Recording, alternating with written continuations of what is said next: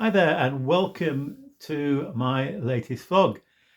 Those of you who might be a regular watcher of the vlogs will know that I've taken a little break, but now I'm back. I used to do a vlog, hopefully, or try to do a vlog twice a week. I don't think I'm going to keep up that. So probably once a week, but it may not be necessarily on the same day. So just keep a watch out. In fact, subscribe to my YouTube channel, press that little bell symbol, and then you'll be advised whenever I upload a new vlog onto YouTube. Early this morning, I was speaking at a Christmas celebration, and I showed that people gathered there a wooden item that someone made for us many years ago. This is it. And as I show it, I'm pretty sure that immediately some of you will see there the word Jesus. Others will be saying to yourself, oh, I can't see Jesus there. All I see is some odd shapes on that wood. We had a couple round for lunch earlier this week, and one of them could immediately see Jesus. The other couldn't for a while until we tried to point it out where the letters and shapes are.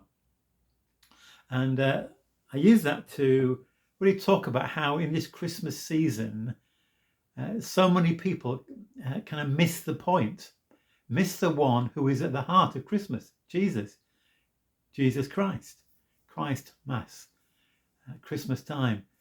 And we're sometimes consumed by the busyness, the preparation, the presents, the food and all the stuff, the parties, that we miss out thinking about why we're celebrating Christmas. Or let's face it, for some, it's a really tough time at the moment with struggling to make ends meet, to put food on the table, to do what we need to do because the finances are so tight. Maybe our job prospects are uncertain. There's all sorts of things going on, things that people are consumed with anxiety about, that takes our mind off what is the heart of this Christmas season, Jesus.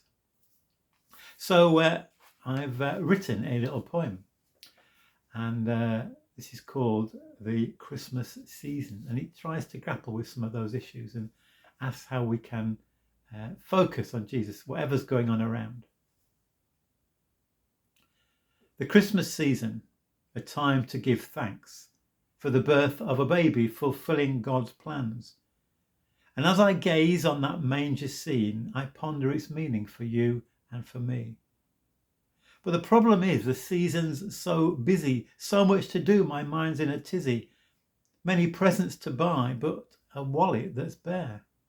I need to find finance, but I just don't know where. Then there's the food, the meals and the parties. Sweets for the kids? Maybe I might stretch to some Smarties. Will all my friends think that I am so rude because I can't afford presents and I can't offer them food? Cost of stamps for the cards just fills me with dread. Maybe e-cards would be better to send out instead. But then I remember my laptop is broken. To get it repaired would cost more than a token. Oh, what shall I do? I really don't know. I sit in my cold house looking out at the snow. Yes, it looks very pretty, the scene that I see, but heating's so costly, I'm sure you'll agree. I'm invited to parties, but I have nothing to wear. If I go in my old clothes, people will stare. Will people I know stand in judgment on me for not having lights on my bare Christmas tree? I should be so happy in this joyous season, yet sadness consumes me. Do you see the reason? I just can't live up to the great expectations of my friends and my neighbours, or even relations.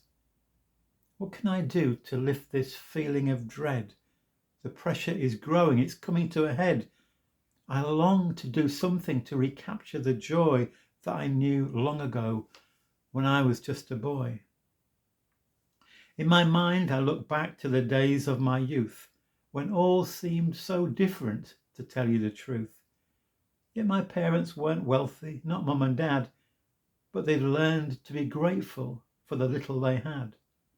I'd wake on cold mornings, my eyes open wide, for the ice on the windows was on the inside. No heating upstairs, and just a coal fire below.